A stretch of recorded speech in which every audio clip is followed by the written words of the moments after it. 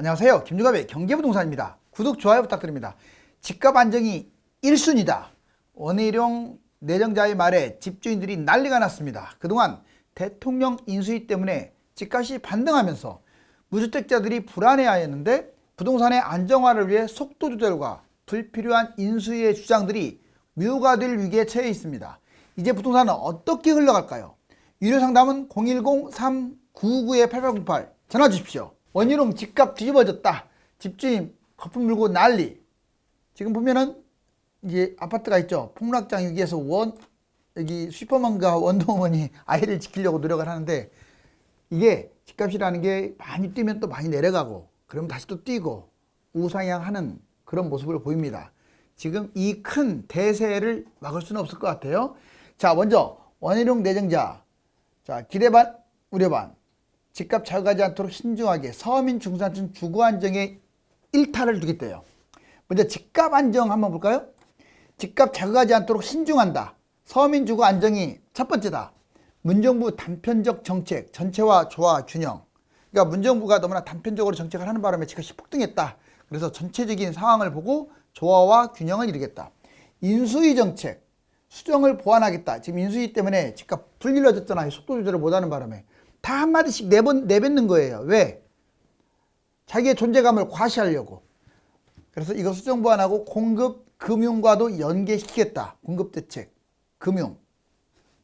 자, 상당히 이것만 봐서는 이걸 이제 가장 중요시 여긴다는 것은 그동안에 계속 달아만 올랐던 이게 조금 잠잠해지기를 좀 이제 잠잠해질 수가 있죠. 두 번째.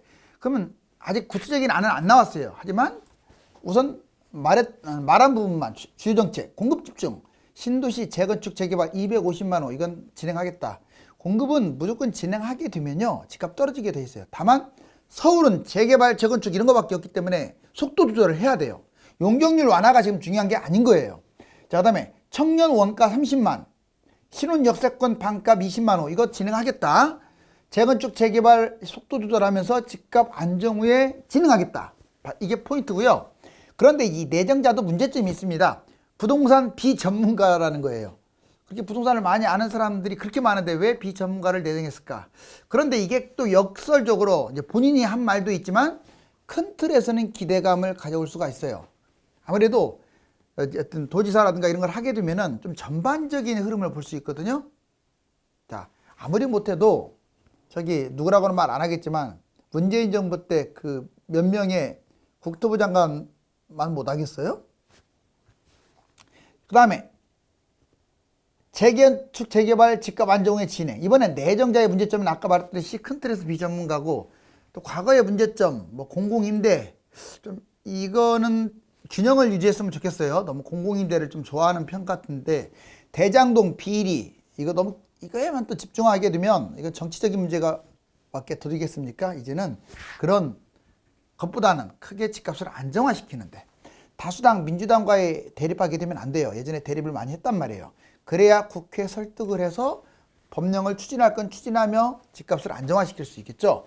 자, 속도 조절 시행 금지. 이제 이거는 원희룡 내정자가 한 말이 아니라 지금 막 들쑤시어 놓은 거. 지금 당선인을 비롯해서 인수위가 들쑤시어 놓은 거. 소형 아파트 임대 사업을 하겠다.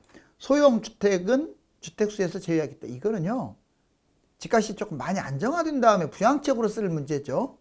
왜 이 얘기가 나왔냐면 전세를 안정화시키겠다고 해서 이 얘기가 나왔는데, 제가 말했지만 소탐 내실이라고 했잖아요. 이거 하면 집값도 불장돼요. 아마 안 할 것 같아요. 자, 두 번째, 상승장 분양가 상한제 폐지. 지금 왜 분양가 상한제 폐지하는 것은 철저하게 건설사 편에 서는 거예요. 그래서 이것도 아마 속도 조절할 것 같고, 대출 규제 완화 해봤자 한계가 있죠. 우리나라 지금 가계대출이 너무 심각하니까. 재건축 재개발 속도 조절 하락장에 시행한다. 본인이 하락장에 무조건 시행한다 이런 말은 안 했어요. 하지만 집값 전반적으로 안정에 모든 포커스를 두겠다 했으니까 상당히 지금 기대가 돼요. 만약에 지금 인수위가 끌고 가는 대로 갔다면 제가 보기에는 여름 불장이 뻔할 거거든요. 집값 반토막 폭락 현실화된다. 이것도 오늘 뉴스에 나왔죠. 5년간 서울 집값 약 40% 정도 빠진다. 살벌한 전망의 근거는 이제 여기저기서 나오고 있어요. 뭐 저만 이렇게 폭락 이런 말 쓰는 게 아니에요. 여러분들 뉴스 한번 보세요. 기본 40%죠 다. 왜? 너무 많이 뛰었으니까. 솔직히 40% 떨어져 봤자 지금 3배 뛰었기 때문에 표도 안 나요, 별로. 우리나라 집값이 60% 떨어져야 다른 나라하고 국민소득 대비 비슷하다고 하잖아요. 지금 얼마나 거품이 심한지 알겠죠? 집값 반토막. 자, 매수자 능력이 부족하다. 이게 가장 커요. 지금 매수자 능력 부족하기 때문에 집을 잡을 여력이 부족한 거예요. 그래서 안 팔려서 미치겠습니다. 이런 말이 계속 나오는 거예요. 2020년, 21년 살 사람은 다 샀어요. 집값 폭등을 야기했던 2030, 이 사람들이 영끌, 갭 투자도 어려워요. 지금 집값이 워낙 비싸서 갭 차이도 많이 났고 영끌도 많이 안 해주잖아요. 전국 집값 GDP 대비 매수 여력이 너무 낮아요. 지금 GDP는 별론데 집값만 비싸니까 매수자의 능력이 부족하다. 두 번째, 대출 규제, 금리 인상, 가계부채의 심각성, DSR 완화가 한계가 있어요. 젊은 층 일부 해줄지는 몰라도 이거 안 해주면 아무리 LTV 내 DTI 완화해봤자 한계가 있잖아요. 자, 2022년, 23년 기준금리 약 2년 뛰게 되면 기준금리가 2.5%까지 뛰어요. 이거는 미국이 이렇게 인상하게 되면 경제금융위기가 터질 수준이라고 제가 여러 번 얘기했고, 담보, 신용, 전세대출 금리 약 5에, 이제 많게는 5에서 7%까지 올라갈 수 있다. 경기 하락, 집값 거품. 이게 문제가 뭐냐면 지금 경기가 안 좋아요. 그리고 집값 거품은 세계, 서울 도심은 1위고 서울은 5위고 전국적으로도 10위까지 지금 진입을 했어요. 주요 국가 중에서. 코로나 이후에 세계 장기간 경제 침체가 이어지면 집값에 악영향을 주고요. 집값 상승이 세계 5위, 상승폭 절반 하락, 상승폭의 반절은 얼마든지 하락할 수 있다. 그리고 윤석열 당선자의 이 공급 대책, 그리고 장기적으로 규제 완화, 이게 장기적으로는 급락을 가져올 수 있는 요인이 된다. 집값 반토막 시나리오죠. 자, 이제 2년간 집값 대세 하락 지속이냐, 대세 상승 지속이냐, 즉 대세 하락 지속이냐, 대세 상승의 지속이냐. 2년간 집값 전망, 여기 보면 집값 취소 1, 2년 더 상승, 아니면 대세 하락기 대출 전개. 뭔 말이냐면 지금 큰 틀에서 보면 작년 9월 이후에 대세 하락으로 접어들었다고 볼 수가 있어요. 왜? 마이너스까지 내려왔으니까. 그런데 더 큰 틀에서 보면 지금 수도권은 3년, 서울은 거의 7, 8년. 그래서 잠깐 빠진 것 뿐이지 대세 상승의 연장성산이라고도 할 수 있어요. 이게 해석에 따라서 달라져요. 여러분들은 어떻게 판단합니까?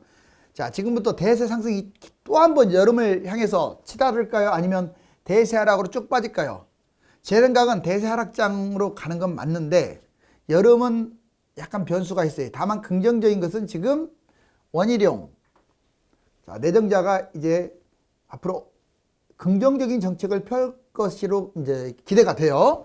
먼저 대세 하락 지속. 장기간 집값 폭등해서 가격 거품이 최대치이기 때문에 솔직히 더 올라갈 수 있는데 피로감이 커요. 대출 제한, 지속적 금리 인상이 부담이 되는 거예요. 아, 대출이 안 되는데 어떻게 연끌을 하고, 금리 인상을 계속 하는데 그 이자 감당을 어떻게 하려고? 3기 신도시 이게 폭탄이죠. 3기 신도시 물량 이거 무시하지 마세요. 지금 한 해가 다르게 경쟁률이 낮아지고 있죠.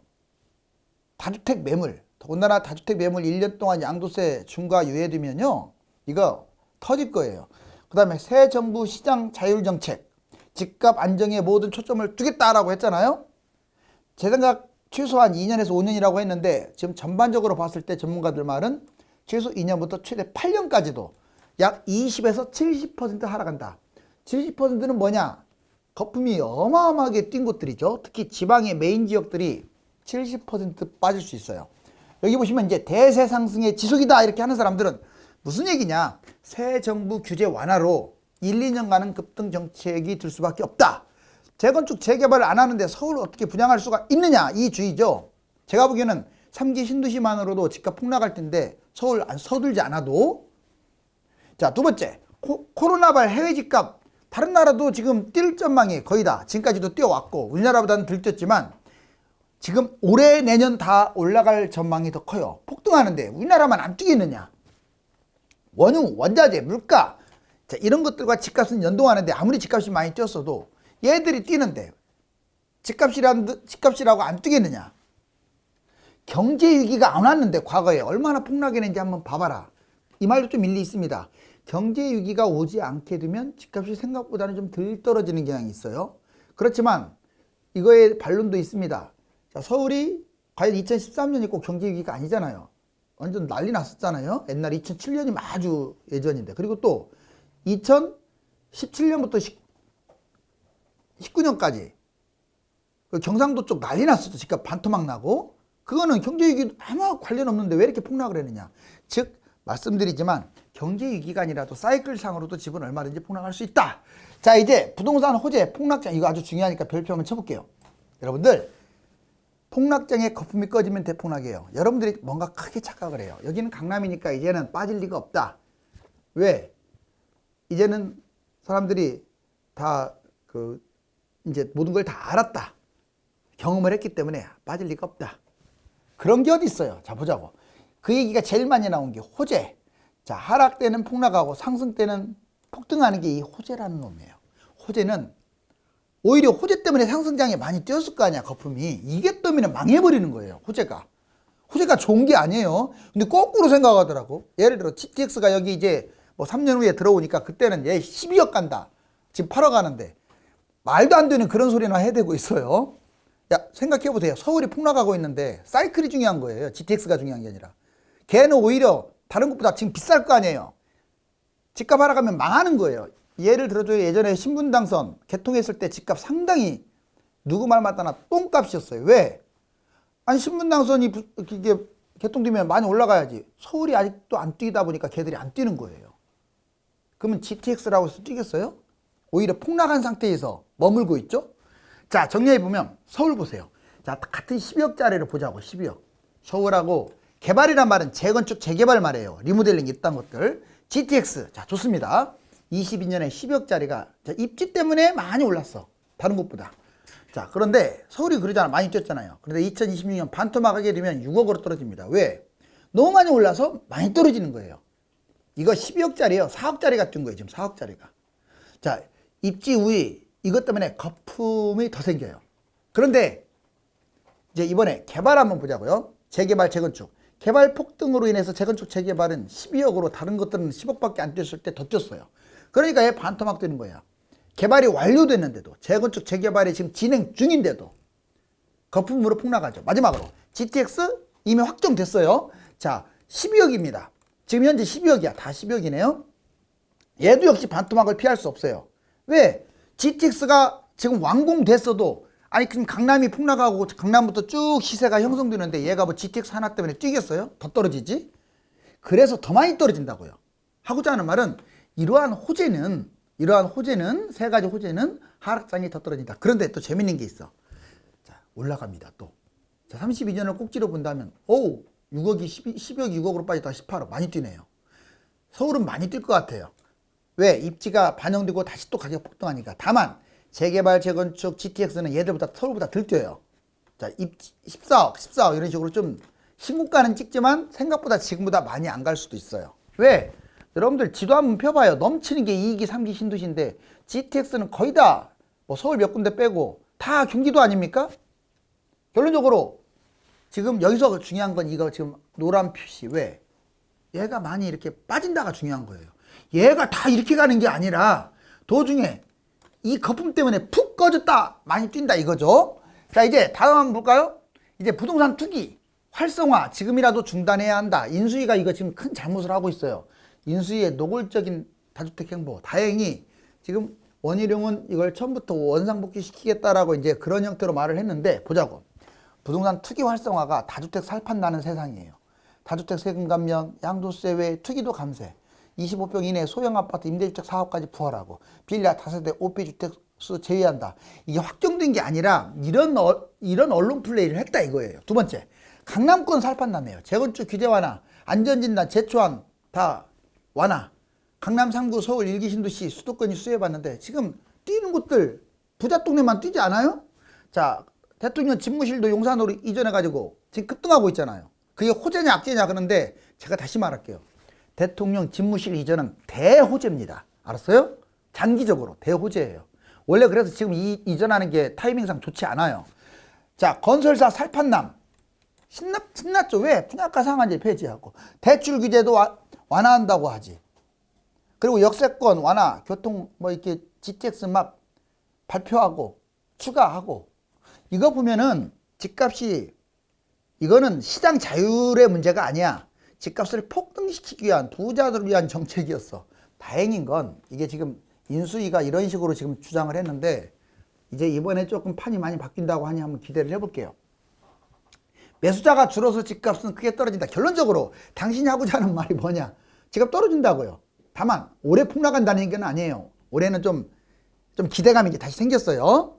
자, 목동 1억 신촌 3억 금매 막 내놔도 안 팔리는데 매수 능력자가 부족하다. 이게 바로 가장 큰 이유예요. 매수 능력자가 너무 없어요. 이제 왜? 너무 집값이 비싸서 자본이 부족한 거야. 두 번째, 매수 심리가 급감했어요. 집값 상승 기대가 최저다. 물론 지금 다시 또 반등하고 있지만 아직은 최저다. 대출 제한이 확대될 것이다. 그렇지만 영끌 다 할 수 있는 게 아니라 일부에 국한될 가능성이 커서 한계가 있다. 금리 인상 지속된다. 이거 상당히 문제가 되죠. 원금하고 이자 부담. 청약 쏠림으로 확대. 지금 청약 경쟁률도 낮아지고 있는데 굳이 비싼 집을 사려고 안 합니다. 그나마 청약을 넣을까 말까 고민하지. 3기 신도시 특기지구 분양에 관심을 더 갖는다. 집값 안정이 지속되고 있다. 아직은 플러스가 아니잖아요. 그러니까 집값 계속 올라가니까 공포감이 있었는데 무주택자들이 이제 그걸 털어낸 것 같아요. 이제 보시면 부동산 청약 경쟁률 약화, 집값 1등은 교통 해보세요. 세종시, 진짜 엄청나게 경쟁률 약화됐네요. 서울시 164대 1이 43.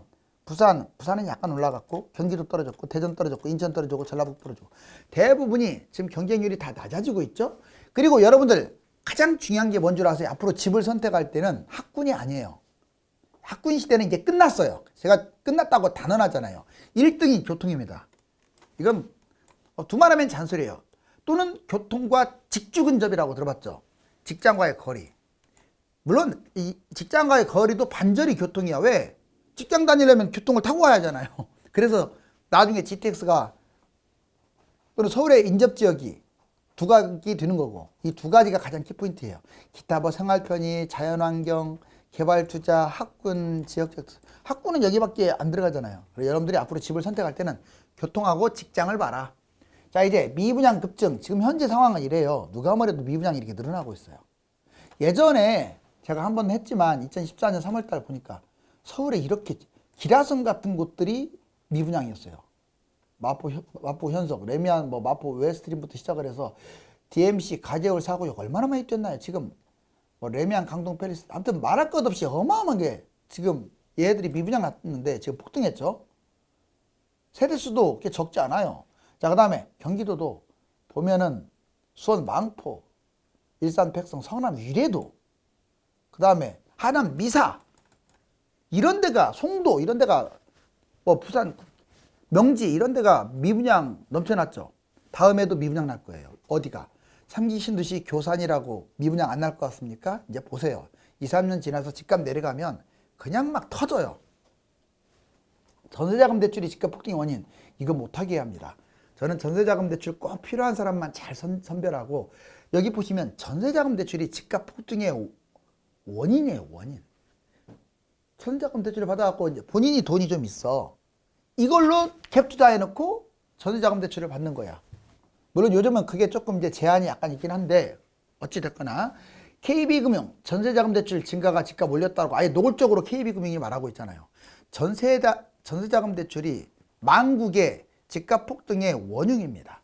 여기 보시면 지금 25조 원밖에 안 됐던 전세자금 대출이 2012년에 딱 10년 만에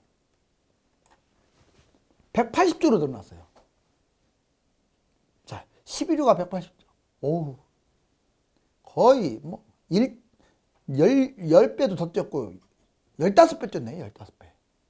여기 보시면 실제로 전세자금 대출에 대한 이제 활용해서 주택 전세 가격 변동률, 갭 투자, 이걸 따지는 겁니다. 전세값이 이렇게 뛰니까 매매가도 뛰었지만 이 갭 차이가 좁혀지면서 그냥 투자하는 거야. 서울 아파트 전세 매물 지금 엄청나게 감소되고 있죠. 그래서 이번 7월 달에 집값이 올라갈 거라는 얘기를 하는 거예요. 6월, 7월 달에. 6월, 7월 달에 지자체 선거도 있지, 또 여름이면 폭등했었지, 더군다나 전세 지금 매물도 줄고 있고 그때 자 임대차 3법 때문에 집값이 폭등할 것이다 해서 다 몰려 있는 거예요. 지금 6월, 7월이. 전국 매수의 지수 봤더니 잘 보세요. 이렇게 올랐다가 떨어졌죠. 근데 여기 빠른 거 잘 보세요. 좀 올라갔죠. 서울. 좀 막대 그래프가 커지고 있잖아. 경기도 보세요.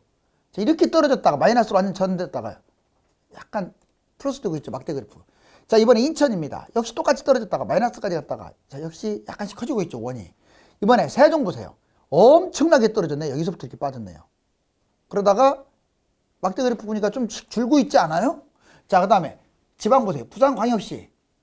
여기는 왔다 갔다 하고 있어요. 계속. 여기 선에서. 그래서 부산은 지금 보합에서 강보합입니다. 자, 대구는 계속 지금 마이너스인데 아직은 크게 미분양 때문에 큰 표가 안 나는 곳이 대구예요. 계속 지금 안 좋아요.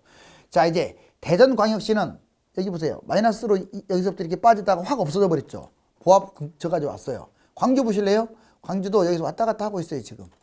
전반적으로 봤을 때 하락하고 있던 게 턴하는 분위기죠. 인수위가 불질리는 바람에. 자, 탐욕에 눈먼 사람들, 건설사, 언론사, 국기 당국자, 다주택자, 법인 투자자. 자, 이번에는 이 원희룡 내정자가 확실하게 집값을 잡았으면 합니다. 지금은 집값 거품을 잠재우는 것이 가장 중요하며 다음으로 불필요한 규제 완화 등으로 자본주의 시장 질서를 회복하는 것입니다. 지금부터 원 내정자가 어떤 정책을 펼칠지 기대가 됩니다. 감사합니다.